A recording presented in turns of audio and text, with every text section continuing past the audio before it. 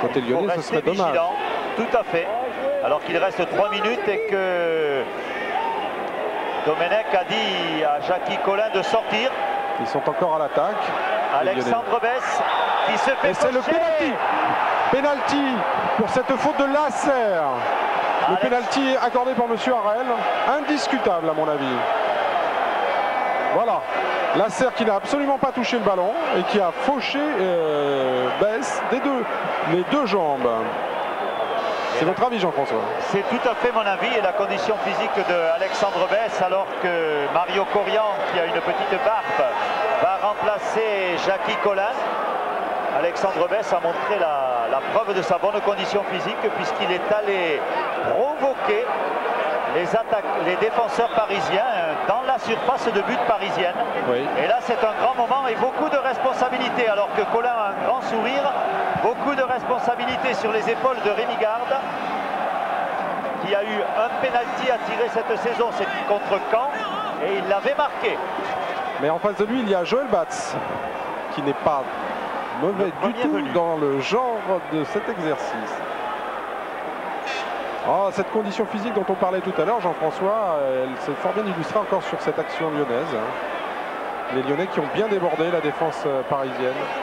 Voilà, alors Rémi Garde, beaucoup de responsabilités, et Joël Batz. Allez Rémi. Le face-à-face, sous les sifflets du public. Et but. Et but. C'est fort bien fait, c'est une magnifique récompense pour Rémi Garde, qui marque un but parfaitement important. Vous le voyez, Joël Batz a à peine eu le temps d'esquisser un mouvement. Et les Lyonnais maintenant ont fait le plus difficile, il leur reste 2 minutes. Oui. Et je doute qu'ils aillent faire des fantaisies dans le camp parisien. Désormais, non. Rémi Garde qui a très bien joué, parce que ça peut paraître simple comme ça, mais il ne faut pas trembler. Et il a tiré avec une précision et une force suffisante pour laisser Batz sans réaction. Alors on a été habitué au coup du sort contre les... Alors que Brisson prend un carton. Pour une petite altercation avec Suzy qu'il s'est certainement laissé un petit peu aller. Et je pense que c'est un carton qui risque d'être payant, si je puis dire, puisque François Brisson en avait pris un déjà contre Lille, et il me semble à Cannes. Il passera en commission discipline. Nous ferons les statistiques plus tard. Non, pour l'instant, alors que François Lemasson a été chargé illégalement par Bibar. Et il a l'air de se plaindre, là, François Lemasson. Ah oui.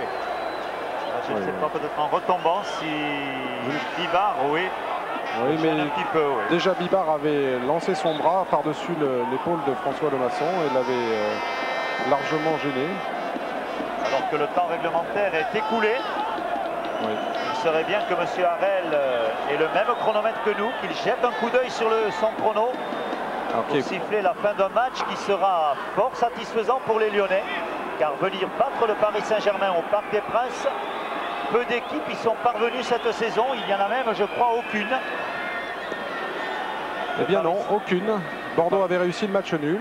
Et le Paris Saint-Germain restait sur 4 victoires et 2 matchs nuls, pardon. Au Parc des Princes. Au Parc des Princes.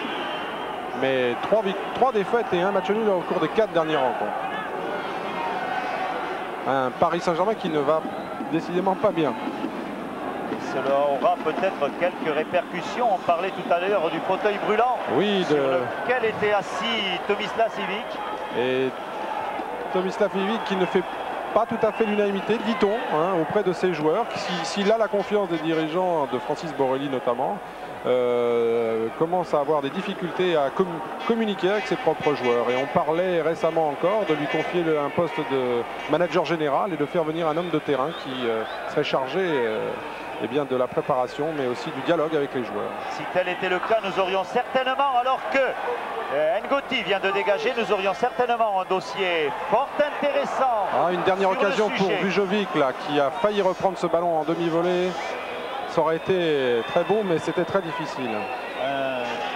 un dossier fort intéressant sur le sujet, peut-être dans un prochain numéro du Sport. Alors, je peux vous l'annoncer en exclusivité, Jean-François.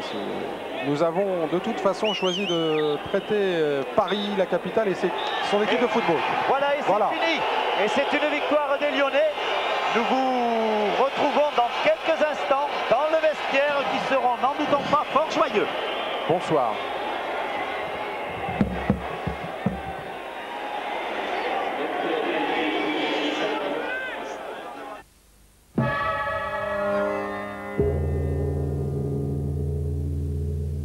C'est vrai qu'on a gagné, mais je dis au niveau du courage, au niveau du replacement, au niveau de l'état d'esprit, c'est extraordinaire. Gagner des matchs comme ça dans les dernières minutes, avoir envie de faire ses courses dans les dernières minutes, c'est extraordinaire. Mais je suis toujours un petit peu réticent quand je sais qu'on est capable de faire un autre jeu, de créer un autre football, et qu'aujourd'hui il est venu par moment, mais que sur tout le match on n'a pas retrouvé cette équipe lyonnaise au niveau de son jeu collectif comme on l'avait retrouvé contre Monaco, contre Cannes. C'est vrai, on avait perdu ces deux matchs-là. Croire qu'il faut mal jouer pour gagner des matchs, je suis persuadé que non, mais c'est vrai que je suis un petit peu, j'ai une petite retenue au niveau de la qualité du jeu, mis à part l'état d'esprit, c'est sûr.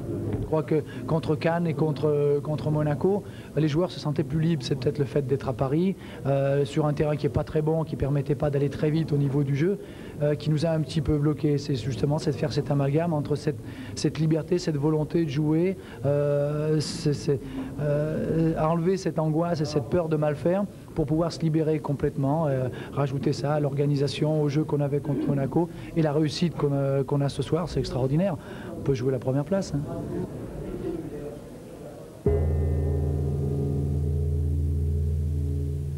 À l'image du match, on a essayé de dédramatiser un petit peu. On a un groupe jeune, on a essayé d'oublier qu'on jouait contre de très bons joueurs. Pour le penalty, c'est un petit peu pareil. Cette fois, ça a réussi, tant mieux. On avait des leçons à tirer du beau jeu qu'on a pratiqué contre Sochaux, contre Monaco. Bon, là, on a ajouté un petit peu d'efficacité. Tant pis pour le spectacle si on a été un petit peu moins beau, mais je crois que néanmoins, on a quand même fait de belles actions. On a su garder le ballon et on a montré qu'on n'était pas trop toc.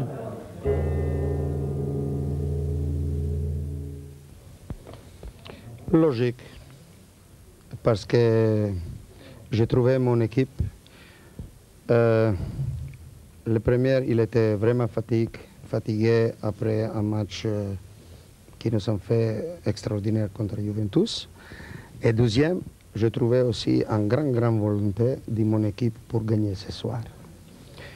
Nous avons fait certaines erreurs et à la fin nous sommes payés pour cette erreur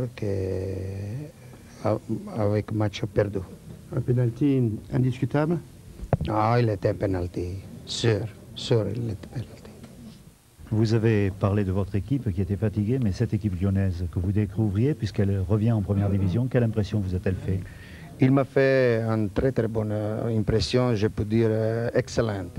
Je n'ai pas jamais vu Lyon, c'est la première fois, mais tout le monde qui m'a parlé de Lyon, il m'a dit que Lyon il est une très bonne équipe qui joue surtout avec les bons passes, avec le démarrage, il y a les joueurs vraiment très bons, surtout une équipe jeune qui court 90 minutes, qui n'arrête pas.